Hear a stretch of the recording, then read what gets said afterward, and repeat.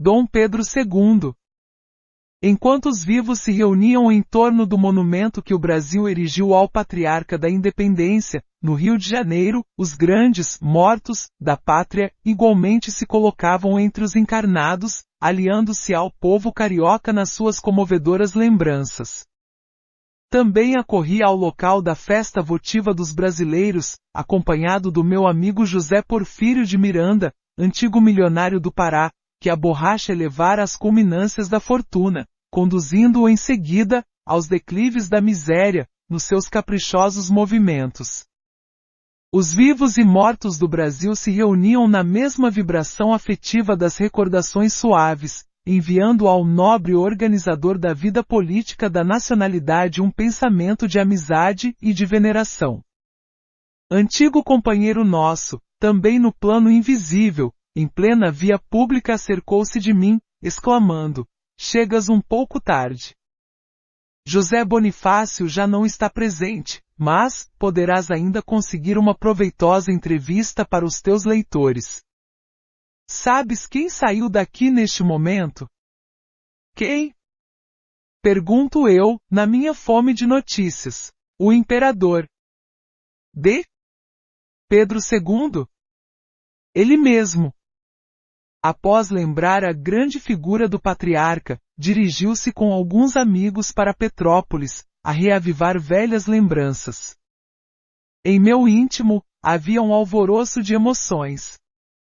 Lembrei-me de que, em toda a minha existência de jornalista no mundo, só enxergara um monarca dentro dos meus olhos, o rei Alberto I dos belgas, quando, no Clube dos Diários, a elite dos intelectuais do país lhe oferecerá a homenagem de uma comovida admiração. E ponderei se haveria mérito em consultar o pensamento de um rei, no outro mundo, onde todas as majestades desaparecem. Recordei a figura do grande imperador que Victor Hugo considerava o monarca republicano. Com os olhos da imaginação, vi-o de novo, na intimidade dos passos de São Cristóvão, o perfil heráldico, onde um sorriso de bondade espalhava o perfume da tolerância, as barbas compridas e brancas, como as dos santos das oleografias católicas, o olhar cheio de generosidade e de brandura, irradiando as mais doces promessas. Um vivo, em havendo de ir a Petrópolis, é obrigado ao trajeto penoso dos ônibus, embora as perspectivas maravilhosas do mais belo trecho de todas as estradas do Brasil, os desencarnados, porém, não necessitam de semelhantes sacrifícios. Num abrir e fechar de olhos, eu e o meu amigo nos encontrávamos na encantadora cidade das Hortênsias, onde os milionários do Rio de Janeiro podem descansar nas mais variadas épocas do ano. Não fomos encontrar o imperador nos antigos edifícios em que estabelecera a residência patriarcal de sua família, mas, justamente num recanto de jardim, contemplando as deliciosas paisagens da Serra da Estrela e apreciando o sabor das recordações amigas e doces. Acerquei-me da sua individualidade, com um misto de curiosidade e de profundo respeito, procurando improficuamente identificar os dois companheiros que o rodeavam. Majestade. Tentei chamar-lhe a atenção com a minha palavra humilde e obscura. Aproximem-se, meus amigos. Respondeu-me com benevolência e carinho: aqui não existe nenhuma expressão de majestade. Cá estão fraternalmente comigo, o Afonso I e o Luís II, como 3 irmãos, sentindo eu muito prazer na companhia de ambos. Se o mundo nos irmana sobre a terra, a morte nos confraterniza no espaço infinito, sob as vistas magnânimas do Senhor. E, fazendo uma pausa como quem reconhece que há tempo de falar e tempo de ouvir, conforme nos aconselha a sabedoria da Bíblia, exclama o imperador com bondade: a que devo o obséquio da sua interpelação? Majestade.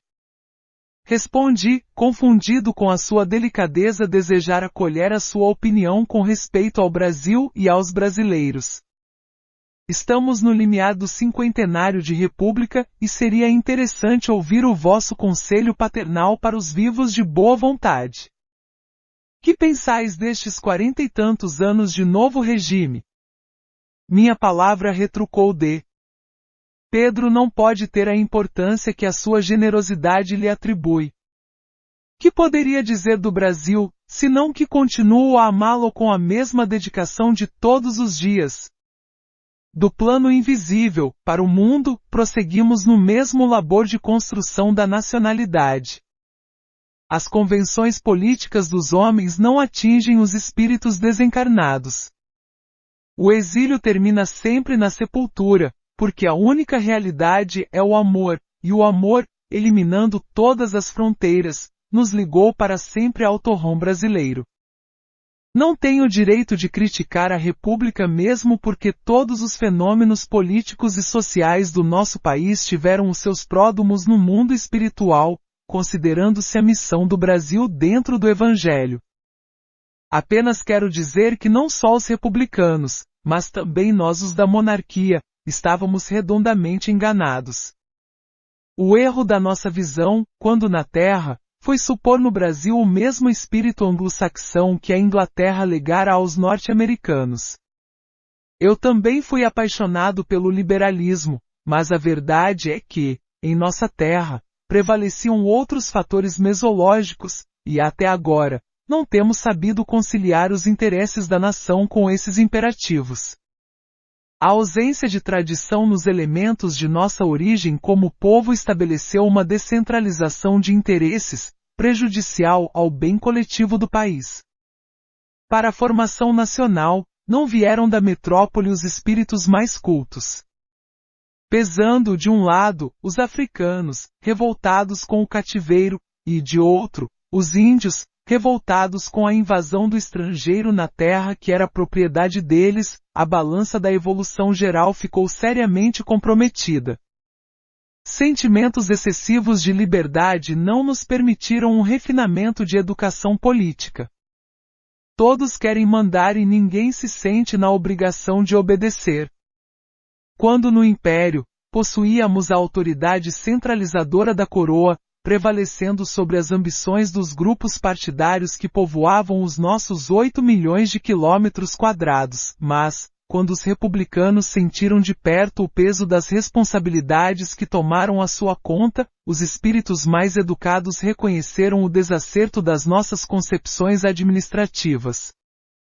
Enquanto as nações da Europa e os Estados Unidos podiam empregar livremente em nosso país os seus capitais, a título de empréstimos vultosos que desbaratavam compulsoriamente a nossa economia, o Brasil podia descansar na monocultura, fazer a política dos partidos e adiar a solução dos seus problemas para o dia seguinte, dentro de um regime para o qual não se achava preparado em 1889.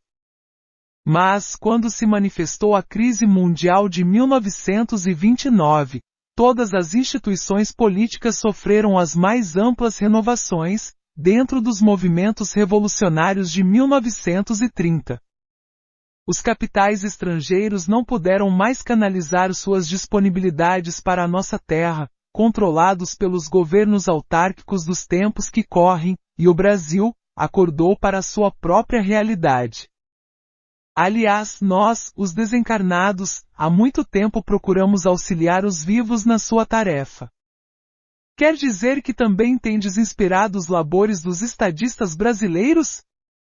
Sim, de modo indireto, pois não podemos interferir na liberdade deles. Há alguns anos, procurei auxiliar Alberto Torres nas suas elucubrações de ordem social e política. Em geral, nós os desencarnados, buscamos influenciar, de preferência, os organismos mais sensíveis à nossa ação, e Torres era um instrumento de nossas verdades para a administração. A realidade, porém, é que ele falou como Jeremias. Somente a gravidade da situação conseguiu despertar o espírito nacional para novas realizações. Majestade, as vossas palavras me dão a entender que aprovais o novo estado de coisas do Brasil. Aplaudistes, então, a queda da denominada República Velha, sob as vibrações revolucionárias de 1930? Com as minhas palavras disse ele bondosamente, não desejo exaltar a vaidade de quem quer que seja, nem deprimir o esforço de ninguém. Não posso aplaudir nenhum movimento de destruição, pois entendo que, sobre a revolução, deve pairar o sentimento nobre da evolução geral de todos, dentro da maior concórdia espiritual. Considere que, examinando a minha consciência, não me lembro de haver fortalecido nenhum sentimento de rebeldia nos meus tempos de governo, entretanto, muito sofri, verificando que eu poderia ter suavizado a luta entre os nossos estadistas e os políticos da América Espanhola. Outra forma de ação poderíamos ter empregado no caso de Rosas e de Oribe, e mesmo em face do próprio Solano Lopes III, cuja inconsciência nos negócios do povo ficou evidentemente patenteada. E note-se que o problema se constituía de graves questões internacionais. O nosso mal foi sempre o desconhecimento da realidade brasileira. Os nossos períodos históricos têm sofrido largamente os reflexos da vida e da cultura europeias. Nos tempos do Império, procurei saturar-me dos princípios democráticos da política francesa, tentando aplicá-los, amplamente, ao nosso meio, longe das nossas realidades práticas. Os republicanos, como Benjamin Constant, Deodoro, etc., deram-se a estudar a República Americana de Bryce, distantes dos nossos problemas essenciais. Quando regressei das lutas terrestres, procurei imediatamente colaborar na consolidação do novo regime, a fim de que a divisão e os desvarios de muitos dos seus adeptos não terminassem no puro e simples desmembramento do país. Graças a Deus, conseguimos conduzir Prudente de Moraes ao poder constitucional, para acabarmos reconhecendo agora as nossas realidades mais fortes. Devo, todavia, fazer-lhe sentir que não me reconheço com o direito de opinar sobre os trabalhos dos homens públicos do país. Cabe-me, sim, rogar a Deus que os inspire, no cumprimento de seus austeros deveres, diante da pátria e do mundo. O grande caminho da atualidade é a organização da nossa economia em matéria de política, e o desenvolvimento da educação, no que concerne ao avanço sociológico dos tempos que passam. Os demais elementos de nossas expressões evolutivas dependem de outros fatores de ordem espiritual, longe de todas as expressões transitórias da política dos homens. A essa altura notei que a minha curiosidade jornalística começava a magoar a venerável entidade e mudei repentinamente de assunto. Majestade, que dizeis da grande figura hoje lembrada? O vulto de José Bonifácio foi sempre objeto de meu respeito e de minha amizade. E olhe que foi ele o mais sensato organizador da nacionalidade brasileira, cujo progresso acompanha, carinhosamente, com a sua lealdade sincera. Hoje, que se comemora o centenário da sua desencarnação, devemos relembrar o seu regresso de novo ao Brasil, em meados do século passado, tendo sido uma das mais elevadas expressões de cultura, na Constituinte de 1891. Dispunha-me a obter novos esclarecimentos, mas, o imperador, acompanhado de amigos, retirava-se quase que abruptamente da nossa companhia, correspondendo fraternalmente a outros apelos sentimentais. Palavras amigas de adeus e votos de ventura no plano imortal, e eu e o meu amigo José Porfírio, lá ficávamos com a suave impressão da sua palavra sábia e benevolente. Daí a momentos o meu companheiro quebrava o silêncio de minha meditação. Humberto, os monarquistas tinham razão. Este velho é um poço de verdade e de experiência da vida.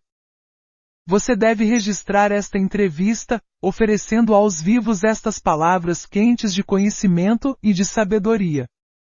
E aqui estou escrevendo para os meus ex-companheiros pelo estômago e pelo sofrimento. Acreditarão no humilde cronista desencarnado? Não guardo dúvidas nesse sentido. Penso que obteria mais amplos resultados, se fosse ao cemitério do Caju, e gritasse a palavra do imperador, para dentro de cada túmulo. Recebido pelo médium Francisco Cândido Xavier.